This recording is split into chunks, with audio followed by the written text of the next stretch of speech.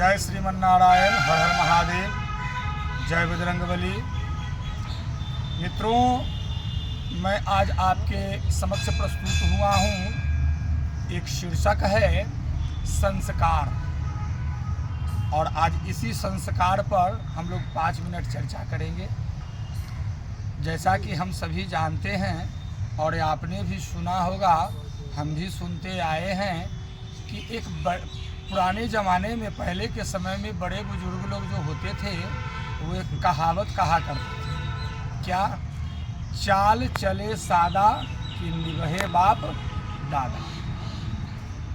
क्या आज आपको वैसा नज़र आता है? ईमानदारी से हृदय पर हाथ रखकर आप बताएंगे, इसका जवाब देंगे, और मुझे कमिटमेंट चाहिए। और ये जो मैंने भी बताया, चाल चले सादा कि निभे बाप दादा, आपने भी सुना है ना? तो बंधुवर, इसको यदि आप इस बात को, इस तथ्य को गहराई से अगर हम समझेंगे और इसको चिंतन करेंगे, मंथन करेंगे, तो इससे जो निष्कर्ष जो निकलेगा, यानी परिणाम जो निकलेगा, जैसे परीक्षा देने के बाद रिजल्ट निकलता है, तो उसका जो परिणाम जो निकलेगा वो बहुत भयानक होगा, बहुत भयावह होगा। यदि आप उसको सुनेंगे उस परिणाम के बारे में, तो रूह कांप जाएगी और पैर तले की ज़मीन भी खिसक जाएगी। मालूम है क्यों? आज सारे संस्कार ताखा पर रखा गए, बक्से में बंद हो गए। सामने नज़र आ रहा है बंधुवर, ये खुशी का विषय नहीं है, बहुत ही चिंता का विषय है। इसके बारे में सोचिए, क्योंकि उसमें शामिल आपका भी बेटा है, या हमारा भी बेटा है, या उनका भी बाल बच्चे हैं, या उनका भी बाल बच्चे हैं, कोई भी, सब कोई शामिल है। इसलिए हम लोगों को क्या करना है? हम लोगों को केवल करना इतना ही है कि यदि हम अपने जीवन में रूटीन को बना लेते हैं, यानी नियम, ऐसे नियम है, लेकिन नियम है तो वो गलत नियम है। पैसा कमाने का नियम है ना, ये वो 3-5 फलाना ठिकाना, ये सब करने का नियम है।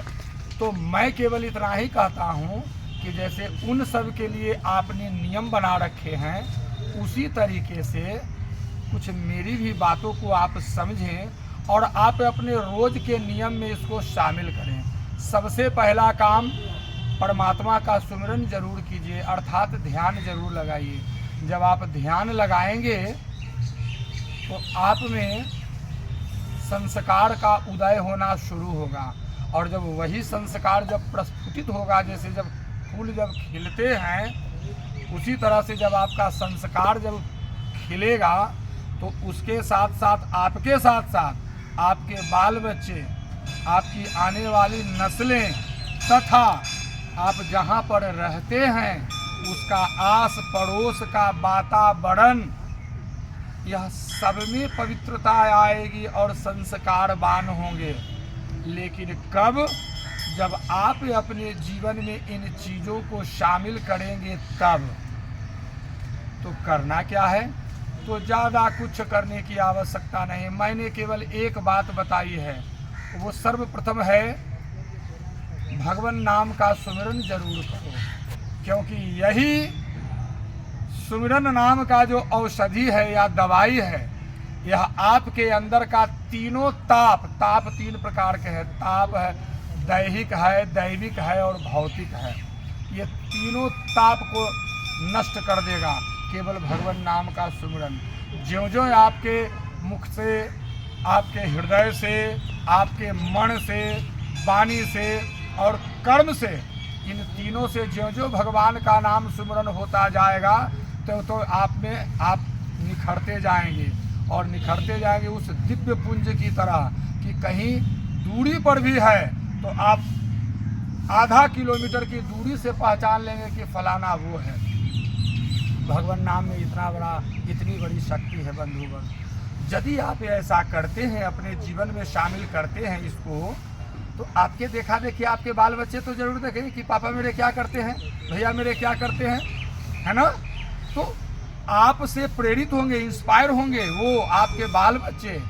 अब जब आपके बाल बच्चे जब उस तरीके से उस ढर्रे पर चलने लगे, ठीक है, कमाना है, दुनिया में आए हैं, मनुष्य हैं, कर्म तो करना ही है।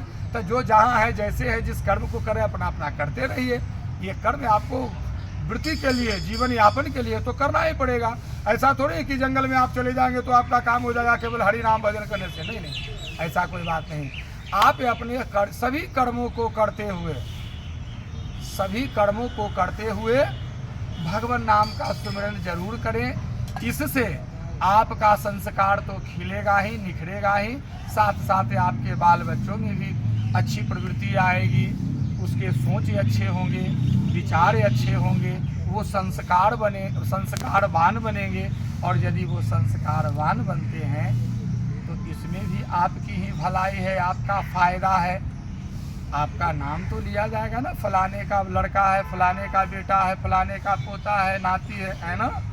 तो देखिए, केवल एक चीज़ आप थोड़ा सा अपने आप में सुधार लाओ, और ये अभी जो एन केन प्रकार जो चारों ओर जो लाल पीला हला ब्लू काला जो नजर आ रहा है ना, ये सब कोई अंत समय में काम देने वाला नहीं है। इसीलिए तो साधक कहता है, क्या कहता है, अरे हरिद्वार और मथुरा काशी घूमो दिल्ली कैंट रे प्यारे, घूमो दिल्ली कैंट, मुख में नाम प्रभु का राखो, मुख में नाम प्रभु का राखो, धोती पहनो या पैंट, जगत में कोई न परमानेंट। इस संसार में कोई भी परमानेंट नहीं है बंधुओं। कुछ लोगों ने जो यह वहम पाल रखा है कि मैं कभी मरूंगा ही नहीं, और छुट करके कर रहे हैं जैसे कि कोई जानता ही नहीं है।